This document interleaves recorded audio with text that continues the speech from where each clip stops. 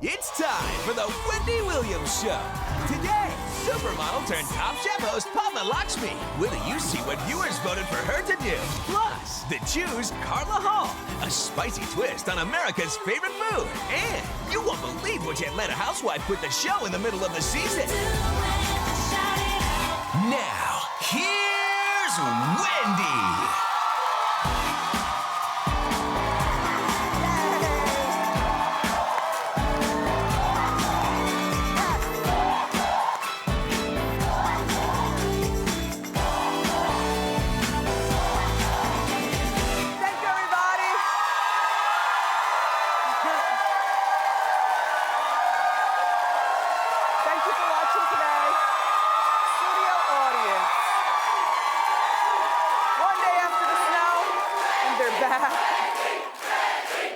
Cheers. Thank you very much. How are you doing? Like I always say on Fridays, it doesn't get any better than this. I'm doing fabulously today.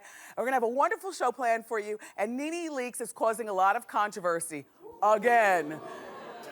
This time, it's for something very interesting, kind of like the crabs in a barrel thing as far as I'm concerned. I have an opinion, let's talk about it. It's time for Hot Topics.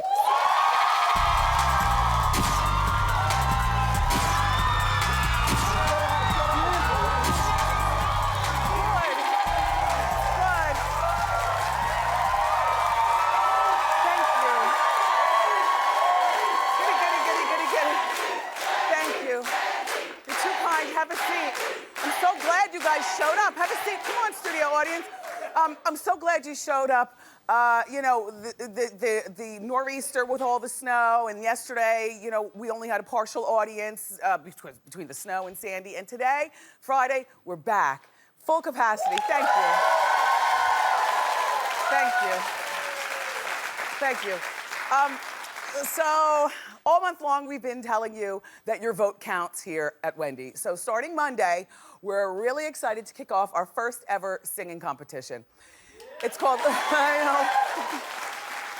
Listen, this is nothing to sneeze at. It's called Wendy's Next Great Voice. Now, you know we do a lot of American Idol and The Voice watching and everything, and between watching all those shows, I think we can give you a pretty entertaining voice contest here. Each day, next week, 2 contestants are gonna battle it out, and our studio audience will be voting the winner. And I'm talking about with those buttons at your seats and everything. Oh, it's official.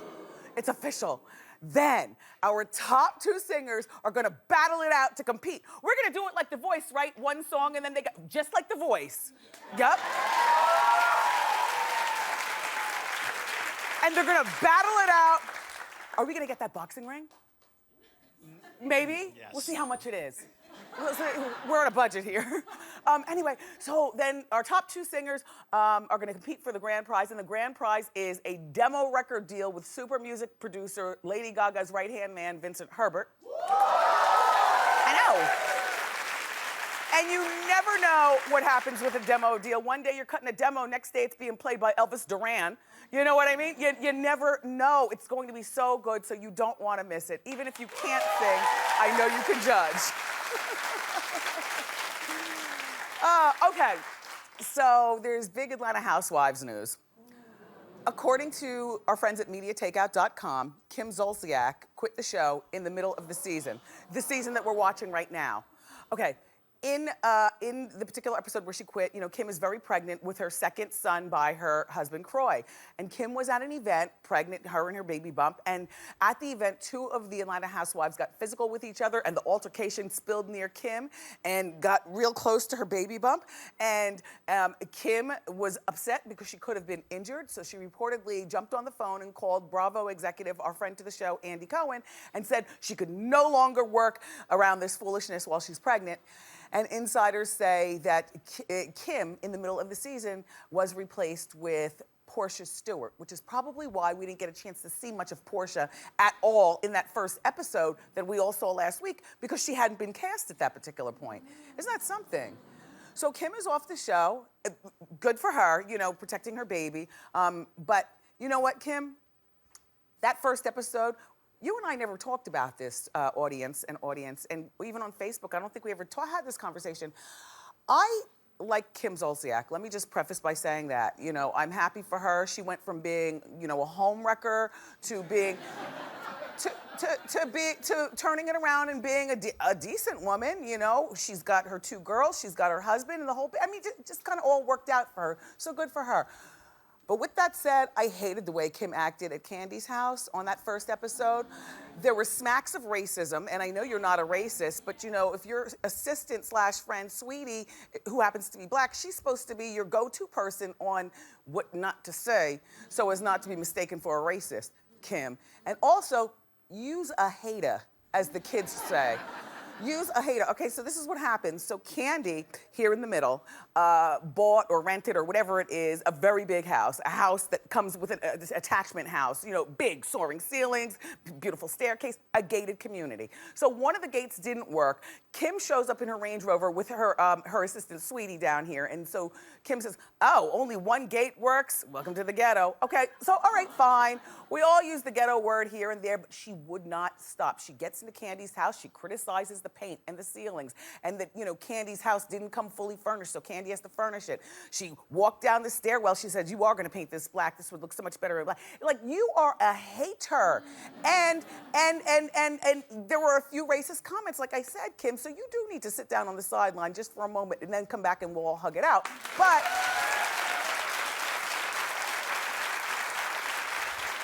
so if she actually quit Housewives, then I guess, you know, what she has now is Tardy for the Wedding, of which the wedding already happened, and that show is kind of boring. So if you're gonna continue on Bravo, they gotta infuse some more excitement, other than you and your hot husband, Croy, who I don't wanna get more exciting. You know, Croy is the strong, silent type. He walks in the room, no personality, he walks out of the room. Love it, love it. Okay, so let's move on to magazine talk. You know I love my magazines, I love my mags, and I love to share with you what's in the magazines. So it's time for Wendy's Got You Covered. Hit it!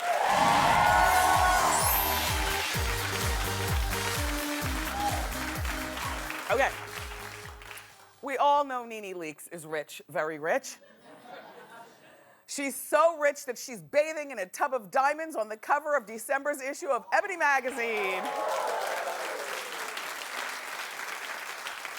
Nene is the cover girl for Ebony's Power 100 list of most influential African Americans of the year. I say influential because I think that saying money and power and all that is totally different from influential. But inside, Nene is wearing, okay, first of all, that's a tub of diamonds. Now this is a $10,000 Guillermo Couture gown made out of 10,000 $1 bills. And Nene is covered with money. And now Ebony is getting backlash for putting Nene on the cover. Here's where I think crab's in a barrel. People say that Nene doesn't deserve to be on the cover of this magazine on the money, power, influence issue, whatever, you know. Why are you hating on her? Like, doesn't everybody appreciate a good come-up story? Nene never did anything to us but entertain us. Nene came off the stripper pole and into our hearts on Atlanta Housewives. And, like, I know that sometimes people think that the only people who deserve to be the cover story for something that's successful are people who've got Harvard degrees or, you know, spend their life in school getting MBAs or heads of state or things like that. Well, welcome to 2012, where success comes in many forms. And Nene does deserve to be on that cover. While it is very gauche. And very not used to money or something. Anyway, inside the magazine, she's talking about life and her marriage to Greg. And she and Greg actually, she gave us a little tidbit because I didn't know that they were officially back together. I mean, you couldn't really tell that from the first episode. It seemed like he was still working her way back into her life. She says, Greg needed to feel what it was like without me. I wanted to let him see if the grass was really greener on the other side. He brought his butt back because the grass is very brown over there. That Nene. All right, so that's what's going on in the outside. Also on the power list, Michelle and Barack Obama, Beyonce and Jay-Z, and CeeLo Green, and me. So be sure to pick up your copy of Ebony Magazine ASAP. Now let's move to another magazine and another cover story. Halle Berry is on the cover of the German issue of Interview magazine. And she says inside that she sees hair as an accessory like shoes or handbags. She recently said that short hair doesn't necessarily define her, but I think that she's one of the only people who looks really, really great in both short and long, like I told you. She also looks really good in the funky 70s look. Look at this picture. It's good, right? Yeah. She's a bad mother. Shut your mouth. Now, Melissa McCarthy is gracing the cover of Good Housekeeping, magazine. Hey, Brendan, you got an antacid? We can get you one. Not with lint on it. Okay. Thanks. The heartburn, it's creeping up. I had a Hueve Rancho omelet for breakfast. The Rancho is about right here, and every time it's a little tangy coming back up, the reflux. My son did that to me. I told you, you ever have a baby with a lot of hair and all of a sudden you have, they say that when you have acid reflux when you're pregnant, it means that you're gonna have a baby with a lot of hair. Well, I never believe this. My child came out with a full bush and I have had heartburn. I have had heartburn ever since. Thank you, Brendan. Great show so far. Thank you, Brendan.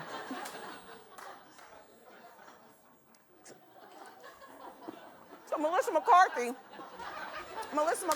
is on the cover of the December issue of Good Housekeeping magazine. And she's speaking out about her struggles with losing weight. And here's what Melissa says. I like her. Don't you like her?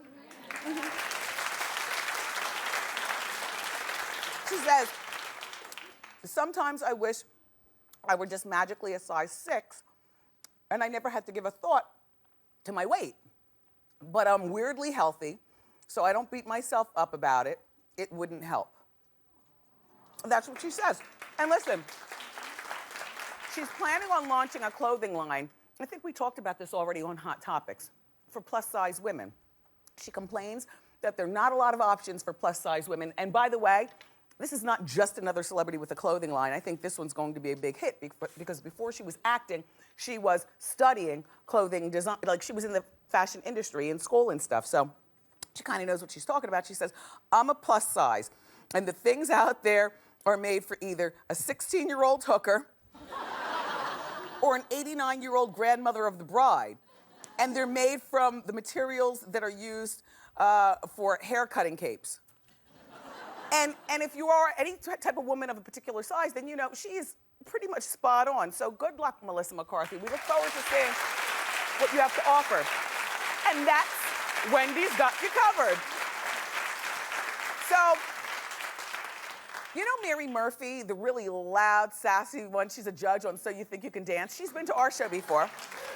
Well, Mary owes her ex-manager over $200,000. And here's why. Her ex-manager is claiming that Mary fired him and didn't pay him, so he's suing. The suit claimed that he was responsible for getting her job on So You Think You Can Dance. Also, he had to work like a dog, he said, to protect her image. Have you ever seen Mary on So You Think You Can Dance? Yes. You know kind of where I'm about to go with this, right? Okay. The suit also alleges that Mary is a cocaine-fueled nymphomaniac who slept with one of the employees of the show. Mary says his suit was meant to embarrass her, but she never formally responded in court. So if you didn't respond in court, Mary, I love you, Mary, but we're only led to believe that there was something to all of his claims. The judge ruled in the ex-manager's favor because Mary never responded to the court complaint. I'm sorry to hear that. One thing's for sure, though, Mary certainly lets loose on the show. If you need to be reminded again, take a look at this. You have 2 tickets, the 2 of you, on the hot tamale train. That's right!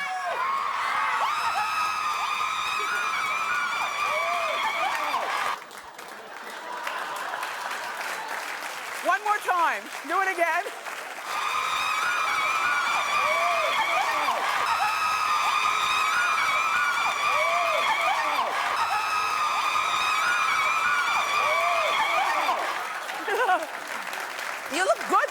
married, by the way. Very Kardashian. Okay, so let's talk about Naomi Campbell. This Naomi Campbell is really, she's really worked out quite a good situation for herself. She's in love with this Russian billionaire boyfriend of her. I said billionaire boyfriend of her. His name is Vladimir Dornin. Vladimir is 50 years old. According to Page Six, Naomi threw Vladimir a $3 million party for his 50th birthday. It lasted for 2 days.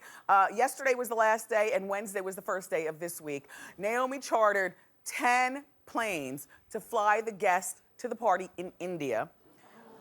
Fabulous. There's Naomi in India. She reportedly paid Diana Ross over $500,000 to perform at the party. Now, if you know Miss Ross like I know Miss Ross, P.S., my favorite artist of all time. I know all the words to everything. Love.